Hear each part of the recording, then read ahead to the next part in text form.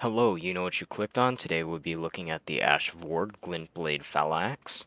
This is an extremely OP Ash of War for things like the Rapier with its 130 critical. This isn't really talked about much in the Souls community, but hopefully this video can raise awareness to how good this Ash of War is. This Ash of War is so good because it'll stance break bosses and enemies in 3 cast max. And then with the rapier on it, you can go in there and get massive critical damage. I will be showcasing this being used on a couple of the main bosses. If you haven't beat the main bosses yet, then click off this video if you do not want to see what they are. But I will also explain later in the video where to get this. If you want to see where that is, you can skip to the timestamp in the description below. But without further ado, let's get on with the bosses. First boss on the list is Margit, the Fell Omen. Another note, while using this, you can change the affinity. Right now I have cold, so it causes frostbite buildup. Frostbite is very useful. My strategy is going to be basically pretty simple. I'm just going to summon my blades, let them shoot him once, summon them again, let them shoot him again, summon them again, and boom. 3, and he's down. The first critical. And I got healed for that. Do this. Wait for him to come down. My blades missed. This is in no way a cheese, as you still have to dodge and whatnot and get it done. It is just something really powerful I happened across using. This Ash of War isn't really talked about, and it's a really good Ash of War. Of course, I'm choking because I'm recording. And boom, another critical in only 3 hits for that. Back up, heal a little bit from my critical, and give myself a little bit more heals. And you'd expect at level 205 I'd be able to kill this boss a lot easier, huh? But no, you're wrong. And boom, 1 more and he should be critical, and we'll get the fancy finish too. And boom, the nice critical finish to show off how good this weapon art is. And it only took 3 of these casts to put him into a critical state. And keep in mind, this only cost 8 when you have the Carrion Filigrid Crest. If you take that off, it only costs 10.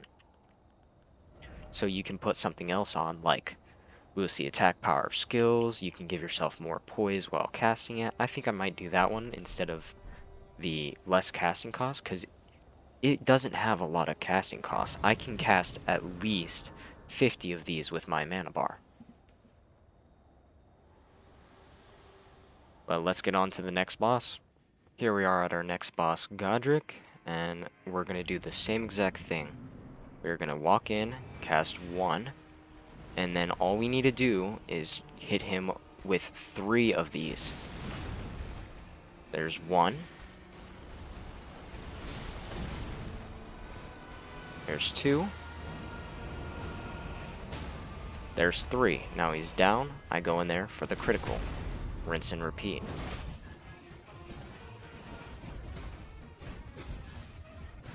Now we are entering phase 2, and that was pretty well done. I took no hits during that first phase. Second phase is the same. I'm just going to cast. Watch the dragon's head, and I missed the roll. There's 1. You don't want to get hit by his attacks, of course. There's 2. And here should be the 3rd. Yes, sir. Go in, critical, and back up. He's going to do that 3 times. Then you come in. 1. Miss the roll.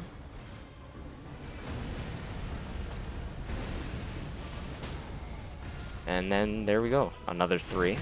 And I think that's him dead. Very easy.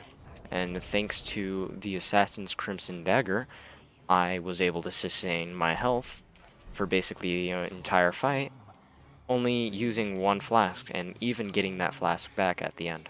Now, if you still don't think this Ash of War is OP, just think how easy it is to get. After you kill Godrick, Sir Rogier will be here in the Round Table Hold. You talk to him, there you go, and then when you talk to him, you get Rogier's rapier, and with this rapier, if you go to your Site of Grace, go to Ashes of War, you can see that his rapier has Glintblade Phalanx equipped on it. And with this rapier, you can put it onto different weapons. Like I have it on a cold rapier here, so I can get the critical boost. Instead of 110, I can get a 130 critical boost. I'm also using this to have frost build up to get frostbite damage, which has been going pretty well too. Altogether, I think this is a very, very strong Ash of War to carry you through the game at a low level, so you can like perhaps do PvP at level 30 or something, be a twink. But that's all that there is to this Ash of War. You cast this spell 3 times and let it all 3 of them hit, and then you run up there and get your free critical. And I have tried it on the late game bosses. It works on Renala. I don't know if it works on Rykard. I've used his gimmick weapon for Rykard, but I know it works on Ash, like Spirit Godfrey and Real Godfrey. I know it works on Melania. It works on all the bosses that I can confidently say I've done it with, and all the enemies. This poise breaks very easy. I'm not sure if it'll be useful in PvP because I'm not sure you can stance break unless they're holding up a shield. But that is all for this video. If you enjoyed the video, you know what to do. Thank you for watching, and hopefully this helped you with your game a bit.